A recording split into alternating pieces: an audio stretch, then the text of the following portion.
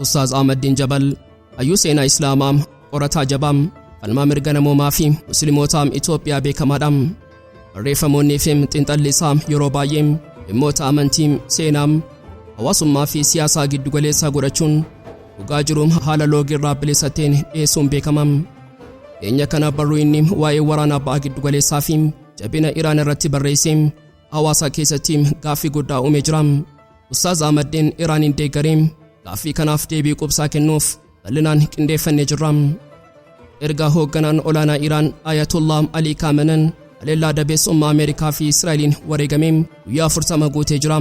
Osoo diinonni Iiraan hoggansa dhabdeen bittinnoofti, daddaan laamshofti jedhanii abjootanii dhugaan lafa Iiraan irraa dho'ee ba'e garuu faallaa kanaati. Leenci Haaraan gootichi dukkana keessaa ba'e teessoo ifaarra taa'e Ayatuullaa Mujtabaa Khaamene'iin ija jabeenyaa fi kutannoo sibiilaatiin addunyaaf ibsa jabaa kennee jira. Bal'ina isaa qabannee jirra. Osoo Ameerikaan misaayilii Iiraan dhumeera jechuun of gowwomsitu, xiinxalli waraanaa dhugaa saaxilame irratti hundaa'e kuufamni misaayilaa Iiraan harkatti hafee kana caalaa sodaachisaa fi kan Baha Giddu-galeessaa caalaatti balaa keessa galchuu ta'uusaa akeeka. Dhuga xumuraatti nu faana turtan iccitii kana bal'inaan ni dhageessu. Qophii keenya laayikii gochuun jalqabaan affeerraa keenya yeroo maraati. Guyyaa ashama harka fuunee kabajamtoota dhaggeeffattoota keenya kun Oromiyaa 24 Newsdha. Kanneen chaanala YouTube keenya haaraa taatan subscribe gochuun maatii keenya ta'aa. Qophiin keenya namoota hedduu bira akka ga'uuf like share gochuun waliif qooduun dagatinaa. Haga xumuraa qophii keenyaatti turtii gaarii.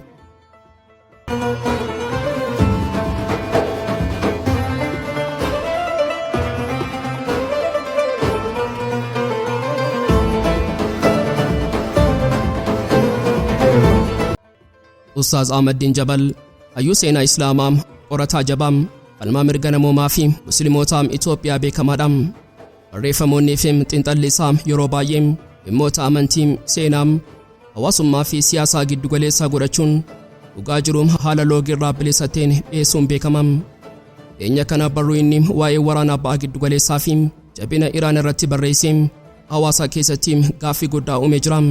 Ustaaz Ahmaddiin Iraaniin deeggaree gaaffii kanaaf deebii qubsaa kennuuf yaada inni kaasee fi ergaa inni dabarsuu barbaade bal'inaan ilaaluun dirqamadha. Barruun isaa waraana Iraan Ameerikaa fi Israa'el gidduutti deemaa jiruuf dhiibbaa inni dinagdee addunyaa irratti uumaa jirurraa kaa'am. Garuu Ustaaz Ahmaddiin waraana kana akka oduu guyyaa guyyaatti dhiisee hin darbine. Inni ragaa qabatamaa fi barumsa guddaa biyyoonni sunni keessattuu biyyoonni Arabaa fi biyyoonni guddachaa jiran akka Itoophiyaa Iraan irraa barachuu qaban gadi fageenyaan lafa kaa'ee jira. Qabxiin inni guddaan Ustaazan barruusaa keessatti xiyyeeffate madaallii humna dhugaatii. Akka inni jedhutti jabinni biyya tokko maallaqa kuusuu yookaan qabeenya uumamaatiin qofaa hin madaalamu. Iraan biyya waggoota 40f qoqqobbii dinagdee fi waraana jabaa jala turte. Akkamitti har'a humnoota gurguddoo addunyaa dura dhaabbachuu dandeesse? Deebiin isaa akka Ustaazin ibsetti seefii ofii qaruu fi teekinooloojii ofii uumuu danda'u isheeti. Biyyoonni Arabaa sunniin doolaara biiliyoonaan lakkaa'amu dhangalaasanii meeshaa waraanaa ammayyaawaa warra dhiyaarraa bitatu. Garuu Ustaazni dhugaa addaa tokko saaxila. Meeshaa bituun maamila nama taasisa. Meeshaa ofii hojjechuun garuu michuu fi jabaa nama taasisa. Meeshaan alaa bitamu koodiin isaa harka biyya gurgurtee sanaa jira. Yeroo waraanaa biyyi sun meeshicha fageenyatti cufuu yookaan akka hin hojjenne gochuu dandeessi. Kanaafuu biyyoonni Arabaa meeshaa qabaatanis abbaa biyyummaa teekinooloojiin qaban. Iraan garuu rakkoo kana hubachuun qoqqobbii keessattiyyuu saayintistoota ishee fayyadamuun diroonii fi misaayilaa ofii ishee oomishattee of danda'uu ishee mirkaneessitee jirti. Ustaaz Ahmaddiin dhimma amantii fi aqiidaa dagatee Iraaniin hin faarsine. Inni ifatti akka kaa'etti Iraan biyya Shiyaati. Aqiidaa isaanii keessattuu dhimma saabotaa irratti dogoggoraa cimaatu jira. Kana inni sirriitti balaaleffata. Garuu qeeqa isaa asirratti hin daangeessine. Rakkoon biyyoota sunni inni guddaan dadhabina aqiidaa Iraan qeequu qofa irratti xiyyeeffatanii jabina tarsiimoo fi teekinooloojii ishee irraa barachuu diduu isaaniiti. Ustaazni hadiisa nabiyyii waabeeffachuun hikmaan yookaan ogummaan meeshaa muuminaa jalaa badeedha. Lafa argateetti isatu fudhachuuf irra caalaa mirga qaba. Kana jechuun diina keerraayyuu yoo ta'e waan gaarii fi bu'aa qabu barachuun dirqama Islaamaati. Dhimma Falastiin ilaalchisee Ustaazni gaaffii sammuu namaa qoru kaasa. Iraan dhimma Falastiin faayidaa siyaasaatiif fayyadamti jedhame yoo qeeqamullee biyyoota sunni keessaa biyyi tokkollee meeshaa fi teekinooloojiidhaan Falasxiinotaa akka Iraan deeggaree jira. deebiin isaa ifaadha hin jiru. Biyyoonni Arabaa sodaa Ameerikaa fi Israa'eliif jecha dhimma Falastiin irraa harka sassaabatanii jiru. Iraan garuu faayidaa fi saatoom qabatamaan Falastiniif humna taateen argamtee jirti. Kun ammoo biyyoota sunni qaanessuu qaba ture. Garuu isaan of sirreessuurraa Iraaniin komachuu filatan. Iccitiin milkaa'inaa Iraan inni biraan akka Ustaaz Ahmaddiin Jabal xiinxaleetti sirna barnoota isheetiin biyyoota Arabaa keessatti yeroo baay'ee ogeessi amantii saayinsii irraa ogeessi saayinsii ammoo amantii irraa fagaatee argama. Iraan garuu aalimmanii fi saayintistoota walitti fiduun dhaloota amantii isaa beekuu fi teekinooloojii ammayyaawaatiin qaramuu uumtee jirti. Hayyoota ishee warra biyya alaa baratan kabajnee gara biyyaatti deebisuun saayinsii akka qaama ibaadaatti akka ilaalan taasistee jirti. Kunis baqannaa sammuu hambisee Iraan biyya diroonii fi misaayilaa akka taatu gargaaree jira. Egaan Ustaaz Ahmaddiin Iraaniin deeggaree gaaffii jedhuuf deebiin isaa amma ifaadha. Inni Iraaniin aqiidaan hin deeggarre. Inni kan inni deeggaree fi akka fakkeenyaatti dhiyeessee of danda'uun ijaarsa dhaabbilee fi abbaa biyyummaa teekinooloojii Iraaniiti. Barruun isaa biyyoota musliimaa sunnii qofa osoo hin taane Itoophiyaafis ergaa guddaa qaba. Itoophiyaanis akka biyyaatti hirkattummaa warra dhiyaa keessaa baatee meeshaa alatti bitamu irratti osoo hin hirkatin teekinooloojii dinagdee fi sirna ittisaa ofisheetiin ijaarrachuu akka qabdu akeeka. Bilisummaan dhugaan harka diinaa jalatti hirkachuun osoo hin taane sammuu ofii qaruu fi of danda'uu keessatti argama. Ustaaz Ahmaddiin Jabal dhugaa kanaan ija jabeenyaa fi bilchinaan ummata isaa barsiisee jira. Seeraan keessaa sagaleen boqonnaa raasaaquu kan onnee diinaa rummisiisuu fi michoota abboonsiisu tokko dhaga'amee jira. Guyyaan kun guyyaa idilee miti, guyyaa aarsaa fi dhiigaati. Erga Hogganaan Olaanaa Iiraan Ayatuullaa Alii Khaamene'iin haleellaa dabeessummaa Ameerikaa fi Israa'eliin wareegamee guyyaa 40 guutee jira. Osoo diinonni Iiraan hoggansa dhabdeenii bittinnoofti gaddaan laamshoofti jedhanii abjootanii dhugaan lafarraa dho'ee beekaruun faallaa kanaati. Leenci Haaraan gootichi dukkana keessaa ba'ee teessoo ifaarra taa'ee Ayatuullaa Mujtabaa Khaamene'iin ija jabeenyaa fi kutannoo sibiilaatiin addunyaa duratti as ba'ee jira. Mujtabaa Khaamene'iin nabbaa isaa dhabee gadda ulfaataa keessa jiru. Har'aam akka ilma boo'utti osoo hin taane akka ajajaa waraanaa isa hunda caalaa qaxalee onnee jabaa fi tarsiimoo gadi fageenyaa qabutti of mul'ise. Haasaa seena qabeessaa fi gootummaan guutame kan televezyiinii Iraan irraan uummata isaa fi addunyaaf dabarseen marii nagaa gochuu jechuun waraana keessatti duuba deebi'uu yookaan harka kennachuu jechuu miti jechuun labse. Jechi kun Ameerikaa fi Israa'eliif eeboo qaraati. Mujtabaan diinni Iraan dhiphattee marii kadhatti jechuun olola isaan oofan daara godhee jira. Inni mariin filannoo tokko ta'uu danda'a. Garuu mirga bu'uuraa Iraanii fi birmadummaa ishee takkoo tokkoof iyyuu dabarsinee hin kenninu jechuun gootummaa isaa labsee jira. Wanti haasaa gooticha kanaa caalaatti dinqisaa taasisuun dandeettii inni kufaatii fi gaddaa gara injifannootti jijjiiruu danda'edha. Mujtabaan ija jabeenyaan humnoonni waraanaa keenyaa haleellaa qilleensaan irratti raawwatame hundaa fashaleessanii madaa keenyaa gara injifannoo guddichaatti jijjiiranii jiru jedha. Dhugumatti Iraan ji'a darbe keessaa misaayilota ishee fattaa fi dirooniiwwan ishee gurguddoon Tel Aviivii fi buufataalee Ameerikaa yeroo daaraa gootuun addunyaan dhugaa kanaan ijaan argitee jirti. Mujtabaan madaallii waraanaa guutummaatti of harkatti galchee diinni akka of duuba baqatu taasisuun isaa dandeettii hoggansa isaa addaa mirkaneessa. Gootummaan Mujtabaa dirree waraanaa qofa irratti hin daangeffamne. Inni onnee dinagdee addunyaa ulaa Hormuz guutummaatti to'achuu fi Haaraan ijaaruuf tarkaanfii seenaa fudhatee jira. Akka inni ifa godhetti Iraan bulchiinsa ulaa Hormuz haala haaraan bocuuf qophii xumurtee jirti. Paarlaamaan Iraan hatattamaan seera haaraa raggaasisuuf marii eegalee jira. Seerri kun dooniiwwan daldalaa daandii nagaarra akka deeman yeroo godhu dooniiwwan waraanaa alagaa keessattuu kan akka Ameerikaa fi michoota ishee naannicha keessatti akka hin sochoone guutummaatti uggura. Kana jechuun Mujtabaan galaanni kun kan keenya boba'aan addunyaa eeyyama kiyyaan malee as keessa hin darbu jechuun kokkee Ameerikaa hudhee qabee jira. Gama biraan pireezidaantiin Ameerikaa Doonaald Tiraamp gootummaa fi tarkaanfii jabaa Iraan kanaan dura dhaabbachuu dadhabee dhiphina keessa galee jira. Tiraamp hoggansi haaraan Iraan mariif banaa ta'uu danda'a jechuun of jajjabeessuuf yoo yaalellee sodaan inni ulaa Hormuz irraa qabu ifatti mul'atee jira. Tiraamp boba'aan naannichaa Iraaniin wajjinis ta'e Iraan malee ufuu tokko malee darbuu qaba jechuun dhaadate. Garuu kun dhaadannoo sobaa fi iyyiinsa namaa harka lafa jalaan qabameeti. Ulaan Hormuz guutummaatti harka Iraan harka gootichaa Mujtabaa Khaamene'iin keessa jira. Tiraamp xiyyaaraa fi doonii hamma fedhe yoo fideyyuu seera Iraan bishaanicha irratti baasuu cabsuu hin danda'u. Mujtabaan asirratti hin dhaabbanne biyyoota ollaa warra Arabaa galaana Faaris keessa jiraniifis akeekkachiisa abbaa fi gootaa kennee jira. Waadaa sobaa fi dabeessummaa Ameerikaatiin hin gowwoomfaminaa. Ameerikaan isiniin eegduu, isin gurgurtii.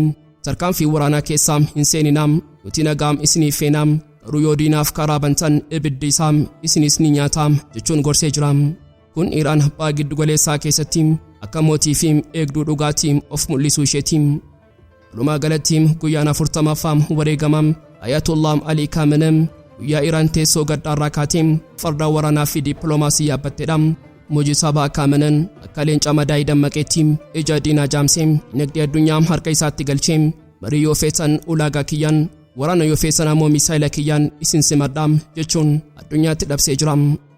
Ameerikaan Iraanin jilbeenfachiisuuf waraana bantee garuu dhugaan har'a lafarra jiru Iraan hoggansa gootaa Haaraa jalatti caalaatti jabaattee madaallii addunyaa garagalchuu isheeti. Addunyaan ammaa mootummaa Mujtabaa fi qofaatii tarsiimoo Tiraamp ija banattee daawwachaa jirti. Osoo Ameerikaan misaayilli Iraan dhumeera jechuun of gowwoomsitu xiinxala waraanaa dhugaa saaxilame irratti hundaa'e ufamni misaayilaa Iraan harkatti hafee kana caalaa sodaachisaa fi Baha Giddu-galeessaa guutuun barbadeessuu danda'u ta'uusaa akeekam. Mee dhugaadhaa fi herrega waraanaa warri dhiyaa dhoksuu barbaadu kana gadi fageenyaan haa ilaallu. Waraana guyyaa 12 dura dhaabbileen basaasaa fi xiinxaltoonni warra dhiyaa Iraan misaayila 2500 qofaa harkaa qabdi jechuun tilmaamanii turan. Garuu kun gowwummaa fi dogoggora seenaa isa guddaadha. Ragaaleen ammayyaawaa akka ifa godhanitti ufamni misaayilaa Iraan inni dhugaan naannoo 20 gam. Lakkoofsi kun qilleensarraa kan fuudhame miti. Iraan misaayilota baalastikii 7,000 hanga 8,000 akkasumas misaayilota kuruuzii 12,000 hanga 13,000 holqa gaarreen ishee jalaa dhoksitee qabdi. Misaayilonni hanga har'aatti dhukaafaman kuufama guddaa kanarraa coba tokko qofadha. Wanti Iraan harkatti hafee isa dhumate caalaa dachaa hedduun kan hammaatuu fi ijaarsaalee diinaa daqiiqaa muraasa keessatti daaraa gochuuf kan qophaa'edha. Sodaan guddaan eessaa madda yoo jedhame seenaa oomisha misaayilaa Iraan keessaa madda. Iraan hojii misaayilaa oomishuu kanaan kaleessa hin eegalle jalqabaa bara 1990 irraa eegaltee biyyattiin of danda'uuf jecha warshaalee misaayilaa lafa jalaatti ijaaruu eegalte. Jalqaba irratti misaayilaa shaabtuu jedhamu waggoota 15f walirraa osoo hin citiin oomishte. Ittaan sun bara 2004 hanga 2008tti shihaab sirii oomishte. Dhugaadha misaayilonni jalqabaa kunneen qulqullinaan iddoo barbaadame rukutuu irratti hanqina qabu turan. Garuu Iraan bara 2015tti murtii seena qabeessa dabarsite. Sagantaa ammayyeessummaa eegaluun misaayilota moofaa fi jaamaa turan kana hundaa sirna qajeelchaa fi mataa waraana haaraa ittiidhuun gara bineensota qaraatti jijjiirte. Iraan misaayila akkamitti akka oomishaa turte yeroo herregnu of tuulummaan Ameerikaa hagam sobaa akka ta'e ni hubanna. Bara 2010tti Iraan gosa misaayilaa baalastikii fi kuruuzii garaagaraa 12 oomishaa turte. Oomishni kun saffisaa gadi aanaadhaan yoo herregameyyuu gosoota 12 kanarraa waggaatti misaayila 100 qofaa oomishti yoo jenne waggaatti misaayila 1,200 oomishaa turte jechuudha. Waggoota 15 darban keessatti qofaa Iraan misaayilota 17,000 ol oomishteetti. Kun baay'ina qofa osoo hin taane sanyiiwwan haaraa fi warra fageenya dheeraa barreessan of keessatti qabata. Bara 2015 Iraan xiyyeeffannoo ishee guutummaatti misaayilota fageenya kiiloomeetira 1,000 olii barreessan irratti goote. Misaayilonni kuruuzii kanneen akka Sumaarii fi Mashkaat jedhaman fageenya kiiloomeetira 2,000 ol qaxxaamuranii buufataalee Ameerikaa fi Israa'el rukutuu danda'u. Gama misaayilaa baalastikiitiin ammoo misaayilonni boba'aa jabaa fayyadamanii daqiiqaa muraasa keessatti furguggifaman kanneen akka imaadii fi sijil gosa 7 hanga 10 ta'antu warshaalee lafa jalaa keessaa oomishamaa jira. Misaayilonni kunneen warra sirna ittisaa qilleensaa diinaa tarsaasanii seenanidha. Iraan waggoota 10 oliif misaayilota kallattiin Israa'elii fi eegumsa Ameerikaa ga'uu danda'an gosa 8 hanga 12 ta'an baay'inaan oomishaa turtee jirti. Dogoggorri basaasummaa Ameerikaa fi Israa'el asirratti ifa ba'a. Raashiyaan biyyi guddittiin waraana guutuu Yuukireen waliin geggeessaa jirtu waggaatti misaayilota qulqullina qaban 2,500 qofa oomishti. Dhaabbileen basaasaa dhiyaa Iraan misaayila 2,500 qofa qabdi yeroo jedhan dhugaa waraanarraa hagam akka fagaatan agarsiisa. Iraan biyya waggoota 30 oliif ifaa fi dhoksaatti oomisha misaayilaa qofa irratti xiyyeeffatte illee akkamitti misaayila 2,500 qofa qabaatti jedhamee yaadama. Kun diina ofii tuffachuurraa kufaatii madduudha. Iccitiin guddaan inni Iraan misaayilaa hamma kana oomishuu dandeessisee magaalaa industirii waraanaa isheeti. Iraan oomisha misaayilaatiif qofa dhaabbilee dhuunfaa fi mootummaa akkasumas dhaabbilee teknooloojii haaraa 300 ol bobbaasee jirti. waliigalaan dhaabbileen 6,500 ol ta'an dhimma ittisaa fi waraanaa Iraan deeggaruun kunis diinni warshaa tokko yookaan lama yoo rukutellee oomishni misaa'ilaa bakka biraatti bifa harka dachaatiin akka itti fufu taasisa. Kanaafuu waraanni Baha Giddu-galeessaa kun xumurameera jedhanii yaaduun uwwumaa fi of dagachuudhaan misaa'ilonni Iraan warri hangammaatti dhukaafaman eeboo ishee qofa turan.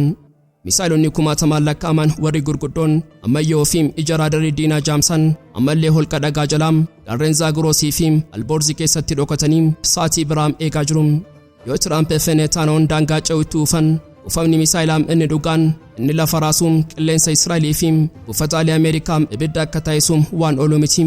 Iraan meeshaa fixatteetti jedhanii yeroo diinonni sirban Iraan furtuu misaa'ilotaa 20 irraa quba keessee ibiddi dhumaa addunyaa irratti gadi dhiisuuf qophii ishee xumurtee jirti.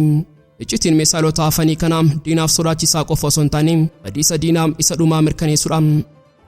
Eegaan kabajamtootaa dhaggeeffattootaa Oromiyaa 24 News qophii guyyaarraaf qabannee dhiyaanne asuma irratti goolama. Kanneen chaanala YouTube keenyaaf haaraa taatan subscribe gochuun maatii keenya ta'aa. Qophiin keenya namoota hedduu bira akka ga'uuf like share gochuun waliif qooduun dagatinaa. Xumuraatti waan nu faana turtaniif galatooma.